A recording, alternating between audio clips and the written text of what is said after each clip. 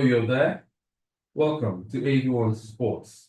It's Monday, and wherever you're watching from, say welcome to the program. My name is Alex. Quickly, let's go straight to the stories we have for you today. We will be beginning from the local front, where Sunshine Stars have joined Lobby Stars, so two stars, but none of them shone brighter. They're all shining poorly because those two teams have been relegated to the lower league of the Nigerian football. Sunshine Stars became the second club to be relegated following their 2-1 home defeat against fellow strugglers Niger Tornadoes in Ijebu-Ode. The Akure Bay side have been in the Nigerian top flight for 17 years, but that came to an end on Sunday. They will now brace up for life in the second tier at the refurbished Ondo State Sports Complex. However, Remo Stars, who are the newly crowned champions of the Nigeria Premier Football League, on Sunday proves that their victory was not a fluke. The new champions beat Ikorodu Stars or Ikorodu City by 4 goals to 1. Also on Sunday in Ikene, the Sky Blue Stars came from a goal down to thrash their Southwest rivals and also dents Ikorodu City's hopes of picking the continental ticket. Already confirmed as champions 2 weeks ago, Remo Stars marched into the field for the coronation day with a guard of honor from their visitors. For Ikorodu City, the defeat dented their hopes of picking the CAF Confederation Cup ticket as they remained on 56 points. Let's leave the shores of Nigeria now and go to Africa, Egypt to be precise, where Nigeria's under-20 football team will take on Senegal today, being Monday, in the quarterfinals of the Under-20 Africa Cup of Nations in Ismaila. Both teams have endured mixed fortunes in recent times. Nigeria, runners-up, are aiming to maintain their strong record of having never lost a quarterfinal match at this level, winning all 7 matches that have played under the current format. Senegal, on the other hand, finished second in Group C and are aiming to defend their title. This will be the 4th encounter between the two sides at the tournament, with Nigeria having won twice, Senegal winning 1, and both teams drawing 1. We will go on a short break, and when we come back, we will go to Europe, where Ruben Amorim has hinted that he may resign at Manchester United if their fortunes fail to improve. Nigeria are level, and it is Kabarobo Arieshi who gets his first goal against Okot. Now over to try and help it. Kenya with their man wriggling free. Okot with a couple of bites, then lays it back. Long range effort, entertaining. Match day 3. Jefta makes space for the shot. Oh, it wasn't far away.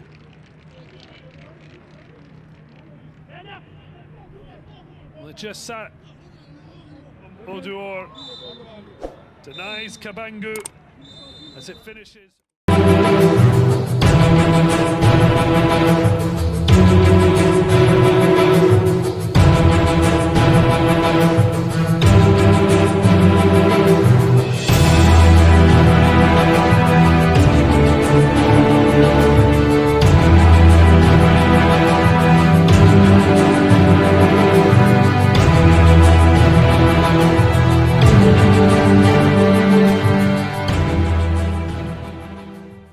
Welcome back from that break. It's still AV1 Sports on AV1 Television. Thank you for being part of the program. Before we went on that break, we told you that Nigeria's under-20 football team, the Flying Eagles, will be taking on the Senegalese counterparts in the quarterfinal of the under-20 African football competition currently going on in Egypt. We will bring you reports of that game or the result of that game as soon as the game is played. Let's leave the shores of Africa now and go to Europe, where Ruben Amorim, who is the manager of Manchester United, has been speaking. He said he may have to resign as a club's manager if the club's poor league form continues.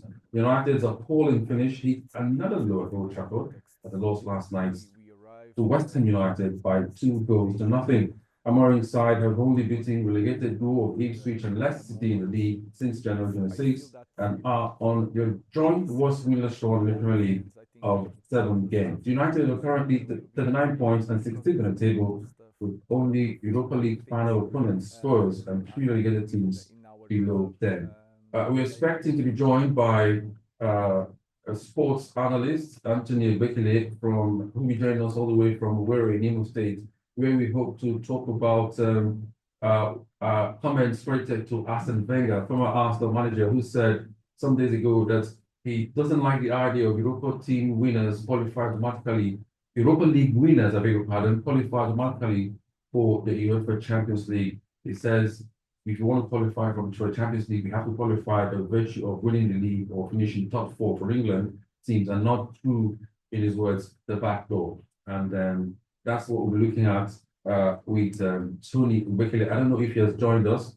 If he hasn't joined us, we'll wait and link up with him. But before then, let's quickly take you to Spain, where the El Clasico took place on Sunday night in Spain. Barcelona were involved in another thriller. Recall that Barcelona took on Inter Milan in the semi-finals of the UEFA Champions League, two legs with 13 goals. The first leg ended 3-3 at in Spain, but the second leg ended 4-3 at the San Siro, 13 goals. And last night, they were also involved in another goal feast, beating Real Madrid 4-3. They had to do it the hard way, coming from 2 goals down to win champions of England. Real Madrid raced into a 2-0 lead with Mbappe scoring twice inside 14 minutes, but Barca hit 4 Clásicos in a single campaign.